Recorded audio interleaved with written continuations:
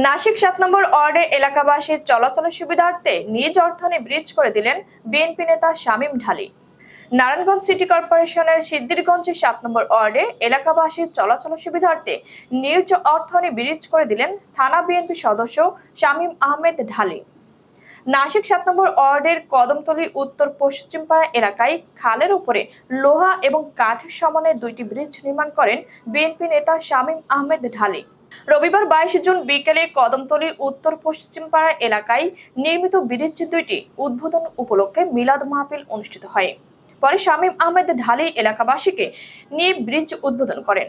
এ সময় সিদ্দিরগঞ্জ থানা বিএনপি সদস্য শামীম আহমেদ ঢালীর নেতৃত্বে অন্যান্যদের মধ্যে উপস্থিত ছিলেন বিশিষ্ট সমাজ সেবক মোহাম্মদ রাকিব, মোহাম্মদ শহীদ, মোহাম্মদ আশরাফ, ইব্রাহিম, মোহাম্মদ মাসুদ, আমির হোসেন কুট্টি, রানা, নাসির, সিরাজ, মিরাজ, আয়ুব আলী মুন্সি, বাদুল, মোবারক হোসেন, ওমর ফারুক, ৭ নম্বর ওয়ার্ড কৃষক দলের সাবেক সভাপতি সাগর বাবু, সাবেক সাধারণ সম্পাদক আসিফ হোসেন আকাশ, সাংগঠনিক সম্পাদক সাব্বির হোসেন, জিয়া সৈনিক দলের সাধারণ সম্পাদক সুলাইমান হোসেন, আলামিন, শাহ আলম, অন্তর, শুভ, দিগন্ত ও তাসিন সহ এলাকার গণ্যমান্য ব্যক্তিবর্গ প্রমুখ।